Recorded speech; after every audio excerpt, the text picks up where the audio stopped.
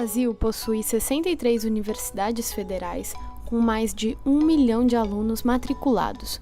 O conjunto de instituições de educação superior presentes em todos os estados brasileiros e Distrito Federal promove em seus 2.180 programas de pós-graduação stricto sensu, pesquisa e extensão, que procuram diminuir as assimetrias regionais e a desigualdade brasileira, além do desenvolvimento científico, tecnológico e humano.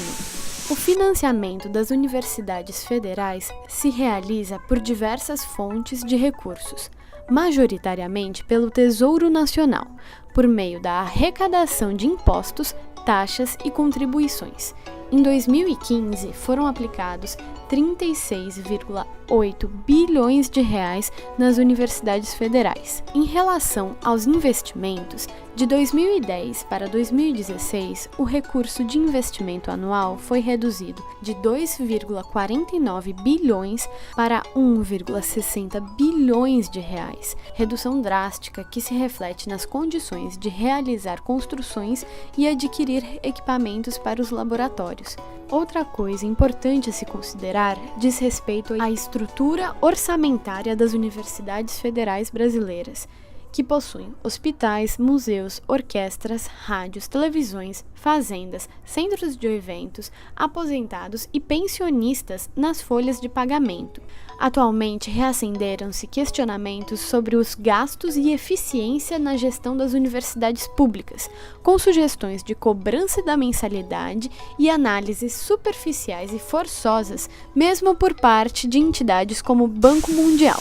O pesquisador e professor Nelson Cardoso Amaral, da UFG, elencou em artigo 10 mitos relativos à educação superior brasileira e, em especial, às universidades federais. Mito 1. O Brasil já aplica um volume adequado de recursos financeiros em todos os níveis de seu sistema educacional, da educação infantil à educação superior.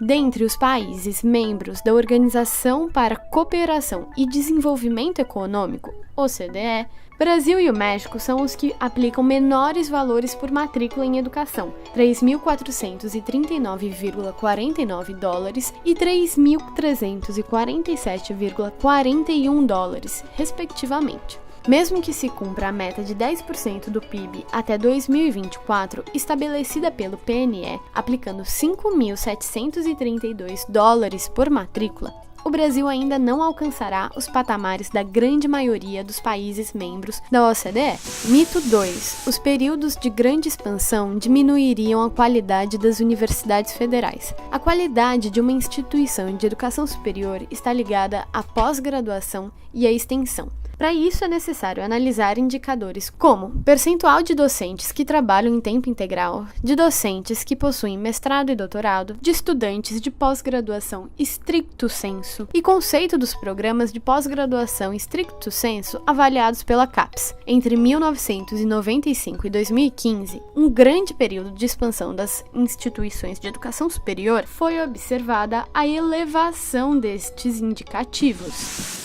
Mito 3. Os estudantes das universidades federais pertencem aos estratos de renda mais elevados da sociedade. Pesquisa do perfil socioeconômico e cultural dos estudantes das instituições federais de ensino superior indica que 51,42% dos estudantes pertencem aos estratos mais baixos de renda, considerando até 3 salários mínimos. Mito 4. Os estudantes que conseguem entrar nas universidades são aqueles oriundos de escolas privadas. Em 2014, um total de 64% dos estudantes matriculados nas universidades tinham realizado seus estudos do ensino médio integralmente ou a maior parte em escolas públicas. Mito 5. A relação aluno-professor nas universidades federais é muito baixa.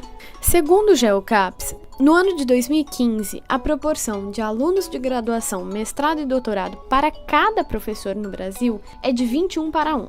Assim, a relação brasileira é compatível com a média dos países da OCDE, que é 17:1. E a relação das universidades federais, que é de 13:1, é compatível com o das instituições de ensino superior estaduais, que é igual, e também com o das instituições de ensino superior privadas, que é de 21:1, que por suas características possuem esse indicador num patamar mais elevado.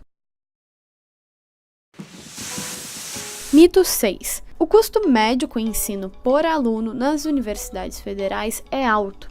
O custo médio com ensino por aluno nas universidades federais em 2015 foi de R$ 13.875,57, o que significa um valor médio mensal de R$ 1.156,30, que é compatível com as mensalidades cobradas pelas instituições de ensino superior privadas. Mito 7. As universidades federais não seriam eficientes ao alocarem os seus recursos financeiros em comparação com o setor privado. O valor apresentado no mito 6 indica que, se retirarmos as despesas com aposentados, assim como aquelas com atividades de pesquisa e extensão, o custo médio de um aluno nas universidades federais é praticamente equivalente àquele praticado pelas instituições de ensino superior privadas. Mito 8. Os alunos das universidades federais brasileiras são os mais caros do mundo, no sentido de gasto por estudante. Existe uma diferença entre o custo médio unicamente com o ensino por aluno e o gasto por aluno, que é obtido simplesmente dividindo o volume total de recursos financeiros aplicados nas instituições pelo número de estudantes. O Brasil tem um gasto por estudante na educação superior de US$ 13.540, o que está abaixo da média da OCDE, de US$ 15.772, mas que não é muito distante. Mito 9. A educação básica poderia melhorar muito se fossem transferidos recursos das universidades federais para esse nível educacional. Segundo o INEP, em 2014 foram aplicados na educação básica o equivalente a 4,8% do PIB, um montante de R$ 265 bilhões.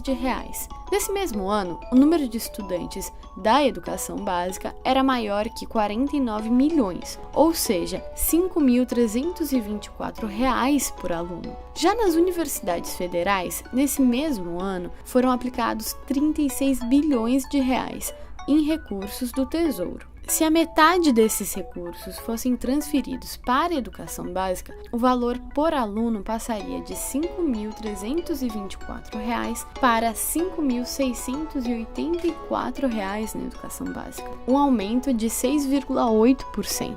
Se tal ação fosse realizada, a educação básica seria muito pouco beneficiada, resultando, no entanto, um desmonte das 63 universidades federais. Numa situação ideal, espera-se ao menos uma manutenção dos recursos da educação superior nos patamares atuais e a elevação dos recursos da educação básica, ação que deveria se realizar com o cumprimento das metas do PNE entre 2014 e 2024.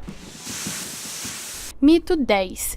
As famílias brasileiras poderiam pagar mensalidades nas universidades federais e, dessa forma, um substancial volume de recursos financeiros poderia ser incorporado a seus orçamentos. O Banco Mundial indicou em relatório de novembro de 2017 que em torno de 30% dos recursos das instituições públicas de educação superior poderiam ser obtidos de outro lugar e não do Tesouro Nacional. No caso, seria obtido a partir de cobrança de mensalidades nas universidades federais. Assim, dos 36,8 bilhões aplicados nas universidades em 2015, em torno de 11 bilhões anuais deveriam ser obtidos por meio dessas mensalidades. Porém, isso só seria possível se apenas famílias com até 2 salários mínimos fossem poupadas de pagar mensalidade. Caso isso ocorra, grande parte das famílias brasileiras não poderão cursar universidades federais pelo alto comprometimento das mensalidades no orçamento familiar. O valor total arrecadado com mensalidades, mesmo nos países desenvolvidos, representa apenas uma pequena parcela do orçamento das melhores universidades. Além da defesa de um ensino superior público e gratuito, garantido em lei, Entidades como a Amped defendem taxação de fortunas e a implantação de um sistema tributário mais racional e eficiente, a fim de diminuir a carga relativa do ensino público nos gastos do país.